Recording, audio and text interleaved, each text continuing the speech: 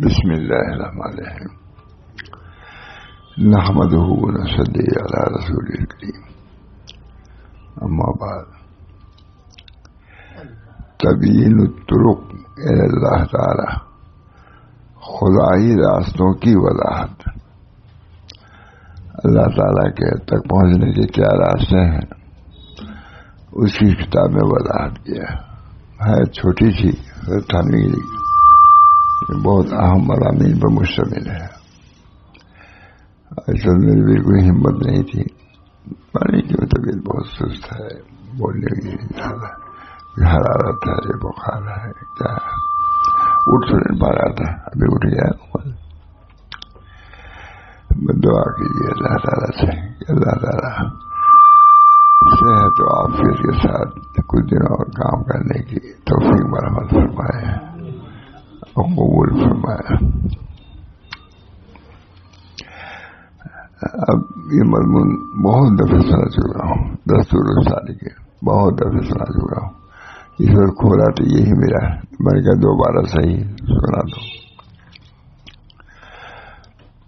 عربی کتاب کی عبارت یہ ہے تبیین الطرق الی اللہ تعالی. ان طریقوں کو بیان کیا گیا ہے جو اللہ تک پہنچانے والے ہیں. یہ بیان جو ہے اس میں ہے کہ ان طریقوں کو بیان کیا گیا ہے جو اللہ تعالیٰ تک پہنچانے والے ہیں. ہمیں تو یہی سمجھنا چاہیے کہ اللہ تک پہنچنا مقصود ہے، سمجھنا چاہیے. ادھر دیکھا ادھر دیکھا، اسے دیکھا اسے دیکھا، نہ دیکھا یار کو اغیار میں، دیکھا تو کیا دیکھا. دنیا میں آئے اور اللہ ہی کی معرفت نہ ہوئی، سب کی معرفت ہوئی، بال بچوں سب دوست احباب سب کی معرفت، لیکن اللہ کی معرفت نہ ہوئی تو بہت بڑا گھاٹا ہے. اللہ ہم سب کو توفیق دے کہ اصل کام جو ہے اللہ کی معرفت، اس کو ہم پہچانیں، اس کو حاصل کریں. سرخی ہے تبیین الطرق الی اللہ تعالی، خدائی راستوں کی وضاحت. فرما رہے ہیں اے اللہ تیری ذات پاک ہے. اے اللہ، اللہ تعالی ہم سب لوگوں کو دل سے کہنے کی، اس پر عمل کرنے کی توفیق میں تیری ذات پاک ہے.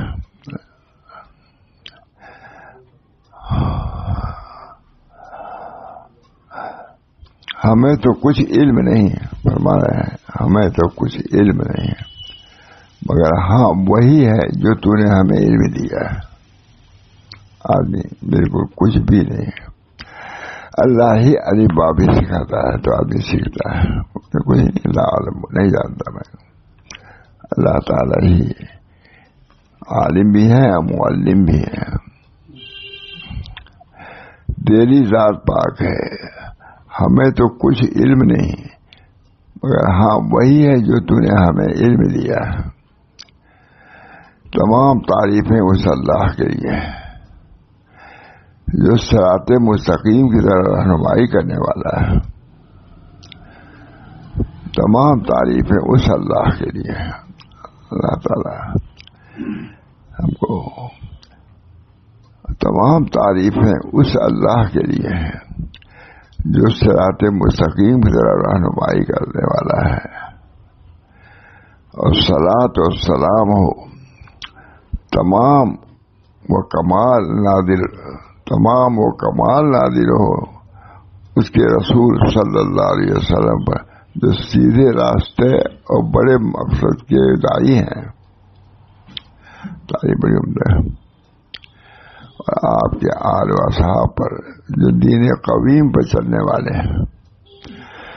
اللہ تعالی ہم لوگوں کو انہیں لوگوں میں سے بنا دے.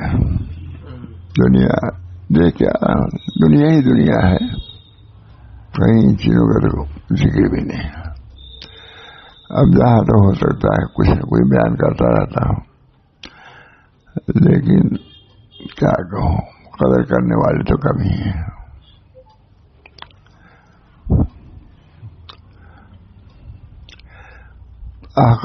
علی ابن حسام الدین المتقی عرض پر دوالا ہے، اے راہ سلوک کے طے کرنے والے،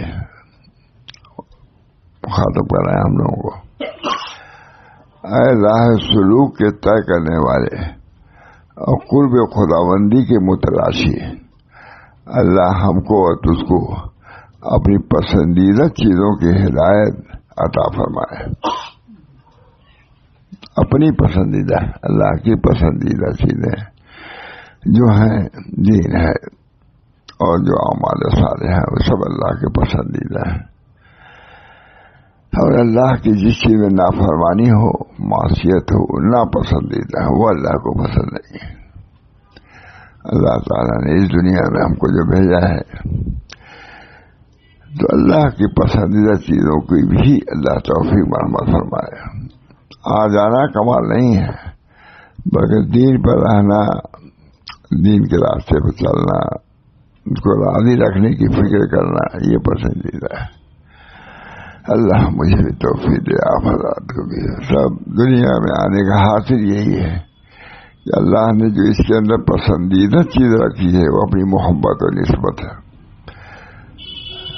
ایک غیر جگہ، اجنبی جگہ، اس میں اللہ کو پہچانو، راستے سے ہٹانے والی چیزیں ہیں، اس میں اللہ تعالیٰ کو جانو، بہت بڑی دولت ہے اللہ تعالیٰ۔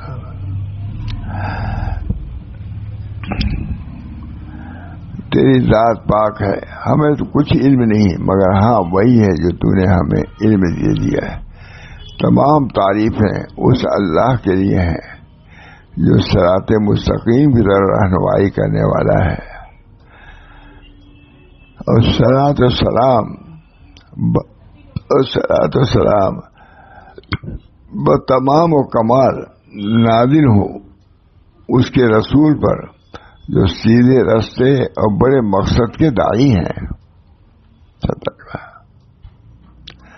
اور آپ کے آل و اصحاب پر جو دین قویم پر چلنے والے ہیں۔ اللہ ہم سب کو توفیق دے، جو بیان کر رہے ہیں کتنی اہمیت سے بیان کر رہے ہیں، اللہ تعالیٰ اس مضمون کو ذہن نشین کر دے، دل نشین کر دے، اور اس پر عمل کرنے کی توفیق مرحمت فرمائے۔ آخر کہتے ہیں آپ کا جو دین قویم پر چلنے والے، آخر علی ابن حسام الدین متقی عرض پرداز ہے کہ اے راہ سلوک کے طے کرنے والے اور قرب خداوندی کے متلاشی، اللہ ہم کو اور تجھ کو اپنی پسندیدہ چیزوں کی ہدایت عطا فرمائے۔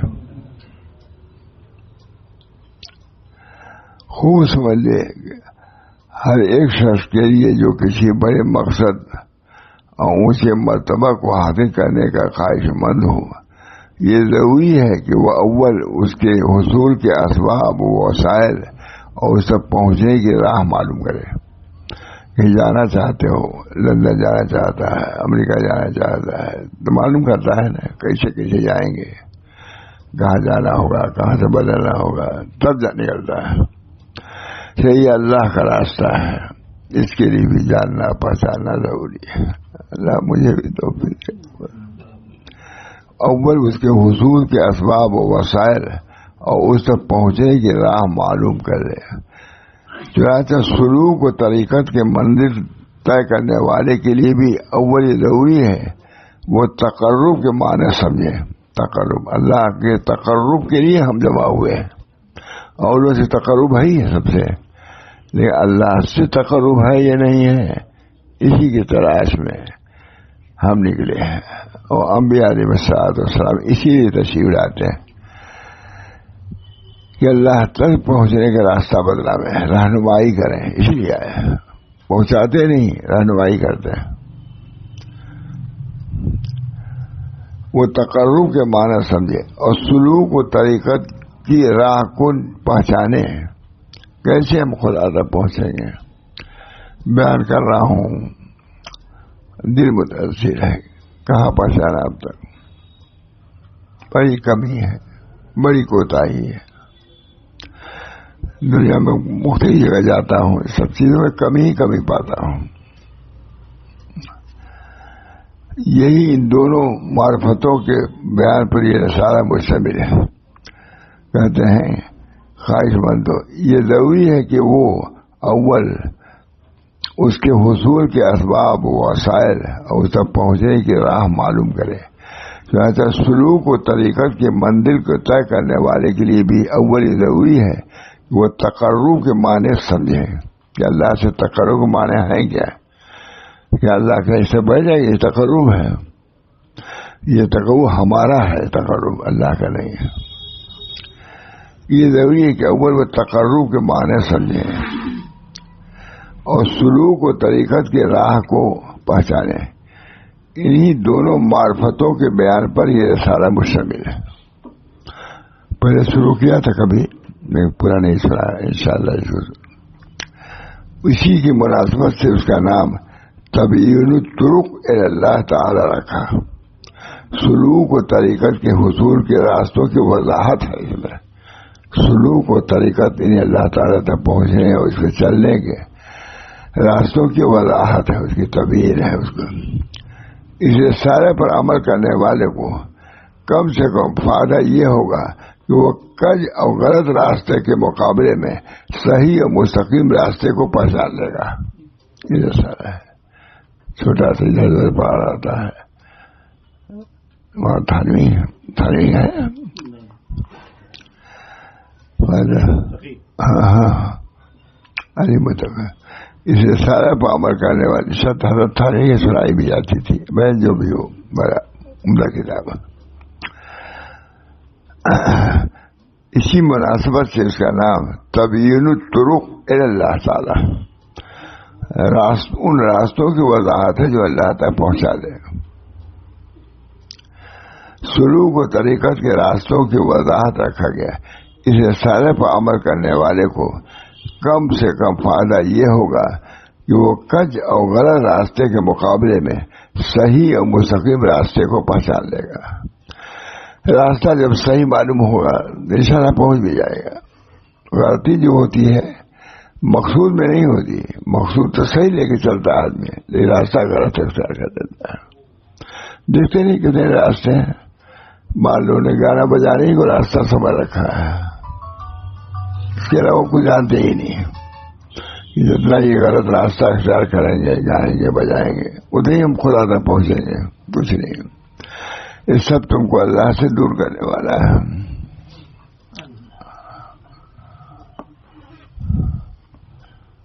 کہیں ہمارا اس کا ذکر بھی نہیں. میں تو بس سفر ہی جتا رہا ہوں، لیکن سنتے سب ہے الحمدللہ.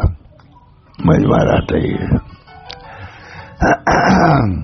اس رسالے پر عمل کرنے والے کو کم سے کم فائدہ یہ ہوگا کہ وہ کج اور غلط راستہ کے مقابلے میں صحیح پر اور مستقیم راستے کو پہچان لے گا. کے مقابلے میں صحیح اور مستقیم راستے کو پہچان لے گا. اس رسالے کے لوگ جانتے بھی نہیں. نام بھی یہی سنا ہوگا آپ نے. اگر تھانوی کا نام ہے اس پر، دستور السالکین ہے. اگر تھانوی کا دخل ہے نا، یہ شیخ علی متقی کا عبدالحق محدث دہلوی کی کتاب سے لیا گیا. اچھا اچھا، ان کی کتاب میں تھا یہ مضمون. کج اور غلط راستے کے مقابلے میں صحیح اور مستقیم راستے کو پہچان لے گا، اور پھر اللہ تعالیٰ اس کو سلوک و طریقت طے کرنے کی توفیق عطا فرمائے گا. جب پہچانے گا اللہ تعالیٰ کی طرف سے انعام ہوگا. پر جان لو کہ اللہ تعالیٰ تک پہنچنے کا راستہ عبادت ہے. پر جان لو کہ اللہ تعالیٰ تک پہنچنے کا راستہ عبادت سے حاصل ہوتا ہے، جس کو قرآن کریم نے ان الفاظ عطا فرمایا، ان اللہ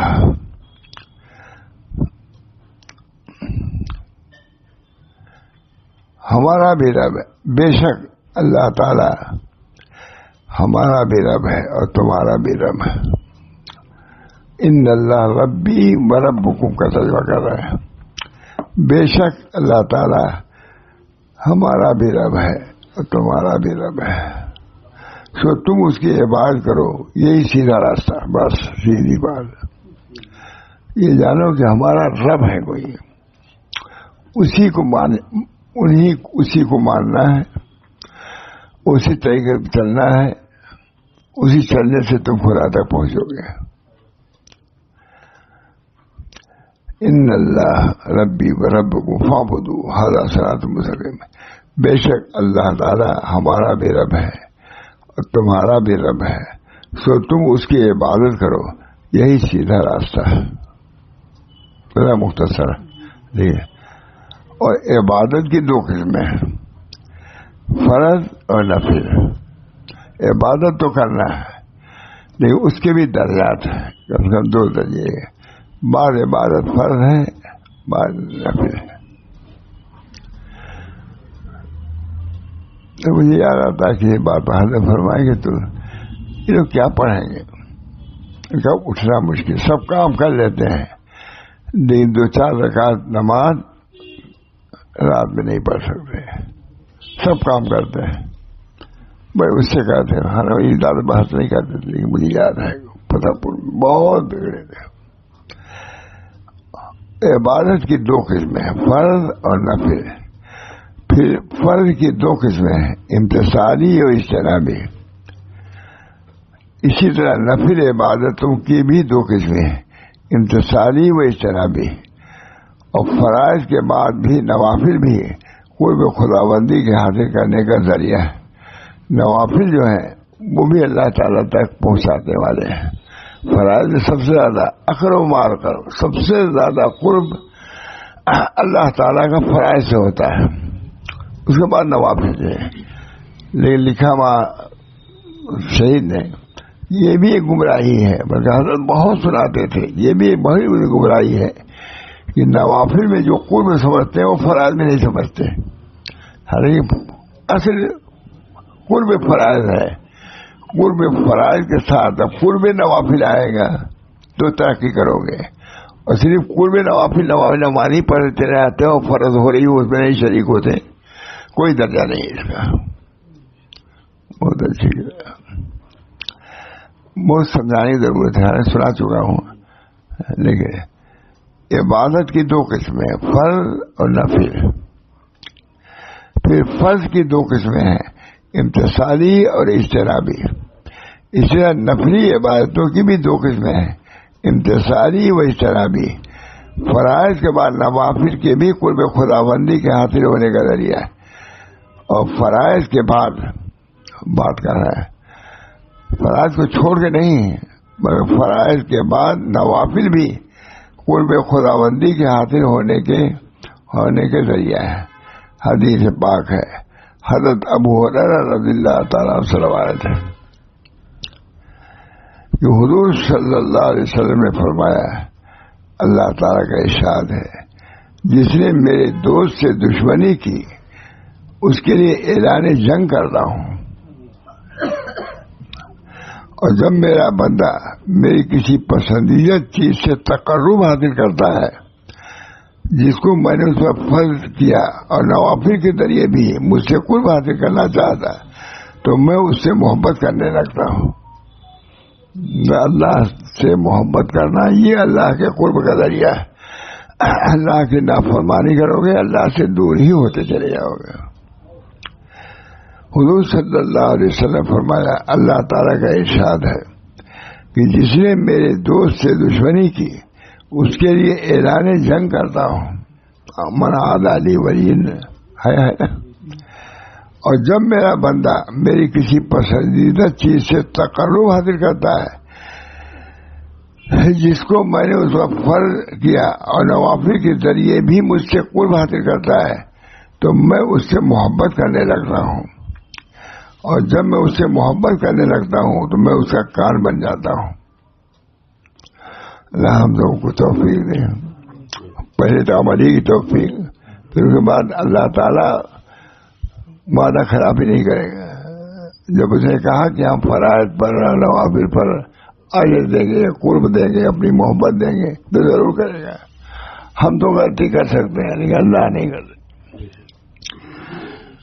جس کو میں نے اس وقت فرض کیا، اور نوافل کے ذریعے بھی مجھ سے قرب حاصل کرتا ہے تو میں اس سے محبت کرنے لگتا ہوں، اور جب میں اس سے محبت کرنے لگتا ہوں تو میں اس کا کان آنکھ بن جاتا ہوں جس سے وہ سنتا اور دیکھتا ہے۔ بخاری شریف کی روایت ہے، مطلب کہ وہ آنکھ بھی موتی ہو جاتی ہے اور کان بھی موتی ہو جاتا ہے۔ اللہ کے نافرمانی کے لیے ہاتھ اٹھتا نہیں، اللہ کی نافرمانی کے لیے آنکھیں اٹھتی نہیں، بند ہو جاتی ہے۔ معلوم ہوا کہ اللہ کا قرب اللہ کی فرما برداری سے حاصل ہوتا ہے۔ جب اللہ تعالیٰ کی ناپسندیدہ چیزوں سے اپنی آنکھوں کو بند کرتا ہے تو اللہ تعالیٰ ادھر کی آنکھیں کھول لیتا ہے۔ یہ سلوک تسلیم، اسی لیے مشاہد کہا جاتا ہے بزرگان۔ تو میں اس سے محبت کرنے لگتا ہوں، اور جب میں اس سے محبت کرتا ہوں تو میں اس کا کان بن جاتا ہوں، آنکھ بن جاتا ہوں جس سے وہ سنتا اور دیکھتا ہے۔ رواہ البخاری نکالیے گا مجھے، بخاری نکالیے گا، اس کی شرحوں کو دیکھوں گا میں، بڑی بڑی شرحیں ہیں۔ اس کا کیا مطلب ہے؟ اس کا میں کان بن جاتا ہوں جس سے وہ سنتا ہے، اس کی آنکھ بن جاتا ہوں جس سے وہ دیکھتا ہے۔ چیزیں معلوم ہوتا ہے نا، تب بخاری میں دیکھنا، شرح بخاری میں دیکھنا۔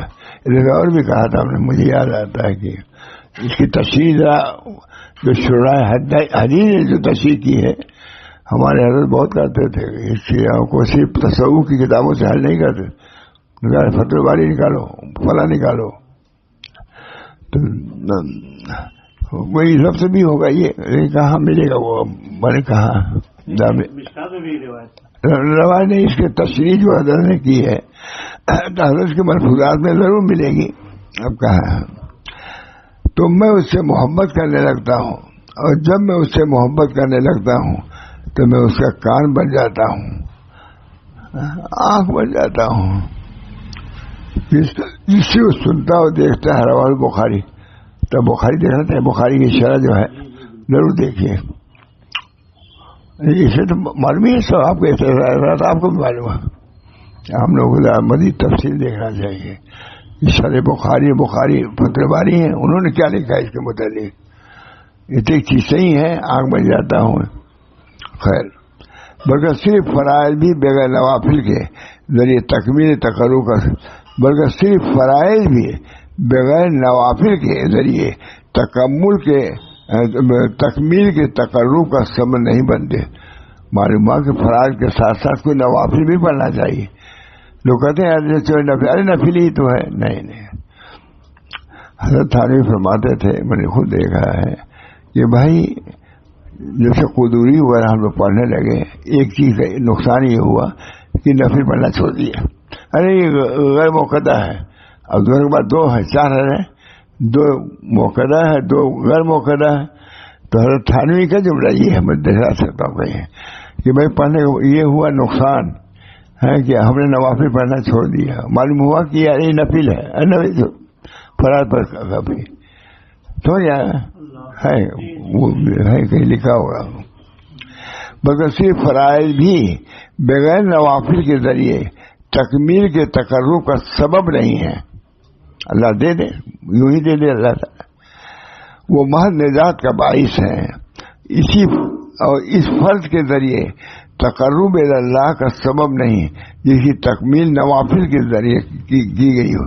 اس فرض کی طرح تقرب اللہ کا سبب نہیں جس کی تکمیل نوافل کے ذریعے کی گئی۔ اس کی وضاحت یوں سمجھیے، وضاحت بھی کر رہے ہیں۔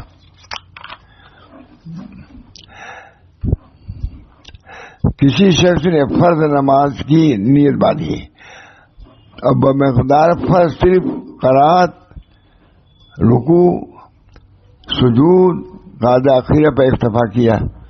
فرض تو نہیں ہے نا، کھڑے ہو جاؤ، بیٹھ جاؤ، تحیات ہو، یعنی نہ مسنون طریقے پر قرات کیا، بلکہ ایک طویل آیت یا 3 چھوٹی آیتیں اختلاف ائمہ کے مطابق پڑھ لی، اور رکوع و قوموں و سجدہ کو صرف ایک تسبیح کی مقدار میں ادا کیا، اور قاعدہ اخیرہ میں صرف تشہد کی حد تک بیٹھا، تو ایسی نماز کے لیے بھی کہنا بہتر ہے کہ نماز اس کی آدمی کے لیے دوزخ سے نجات دلانے کا سبب ہے، لیکن قرب الہی بخشنے والی نہیں ہے۔ نجات تو ہو جائے گی، میں نہیں مجھے سنایا لیکن یہ شاید نہیں سنایا تھا، بلکہ ایک طویل آیت یا 3 چھوٹی آیتیں اگر پڑھ لے تو نماز تو ہو جائے گی ایک طرف، اور رکوع و قوموں و سجدہ کو صرف ایک تسبیح کی مقدار میں ادا کیا اور قاعدہ اخیرہ میں صرف تشہد کی حد تک بیٹھا، تو ایسی نماز کے لیے بھی کہنا بہتر ہے کہ نماز اس آدمی کے لیے دوزخ سے نجات دلانے کا سبب ہے، لیکن قرب الہی بخشنے والی نہیں ہے۔ اب ایک آدمی کو آیا بیٹھا بیٹھ جائیے، دونوں فرق ہے، ایک آدمی کہتا ہے یہاں بیٹھیے، فرق ہو گیا کہ نہیں؟ سب آدمی سمجھ رہے بھائی قریبی آدمی ہے کیا یہ، سب آئے سب یہاں بیٹھ گئے، کوئی یہاں بیٹھ گیا، لیکن ایک آدمی آیا نہیں بھائی آپ یہاں بیٹھ جائیے، لیکن عمدہ مثال دی ہے۔ ہم لوگ اس کو تھوڑی سمجھے، پتہ کتاب نہیں، کتاب کسی نے غور سے پڑھا ہے اتنا، ہم نے اس کتاب کو بہت پڑھا مول صاحب حرم میں، وہاں تھے کافی، تو کچھ لوگ تھے سناتا تھا، معلوم ہوگا شاید ایک اور آئے کتاب تھی بالکل اتنی پتلی، سناتی رہا میں کتنے دنوں تک سناتا رہا۔ یہ نماز اس آدمی کے لیے دوزخ سے نجات دلانے کا سبب ہے، لیکن قرب الہی بخشنے والا نہیں ہے۔ نجات ہو جائے گی، یہ ایک قرب خداوندی ہے۔ ایک آدمی آیا ہے وہاں بیٹھا ہوا ہے، وہ بھی بیٹھا ہوا ہے، وہ بھی مجلس میں ہے، ایک آدمی ہے کہ نہیں آپ یہاں بیٹھیے یہاں بیٹھیے یہاں بیٹھیے، دونوں فرق ہو۔ سب آدمی سمجھ رہے بھائی کوئی خاص آدمی ہے کیا کہ یہاں بیٹھا رہا ہے۔ پھر دیکھوں گا اس کو اسی طرح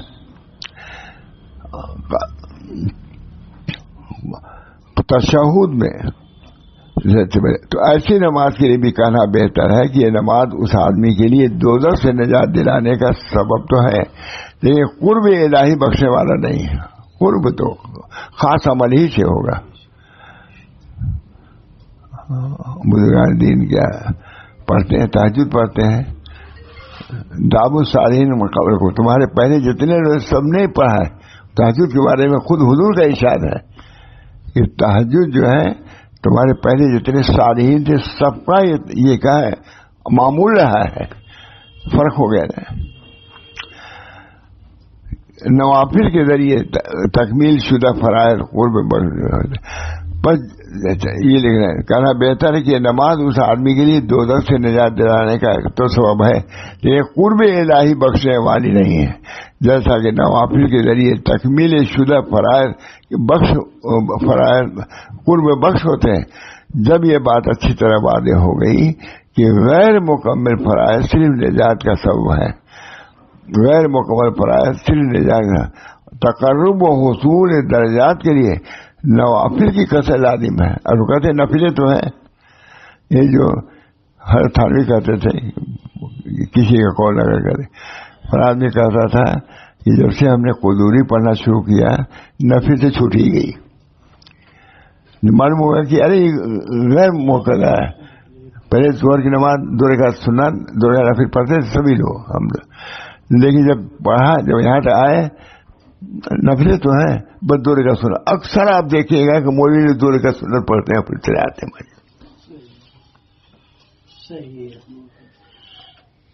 جو پڑھتے تھے اتنا بھی نہیں پڑھتے ہیں، کم کر دیتے ہیں۔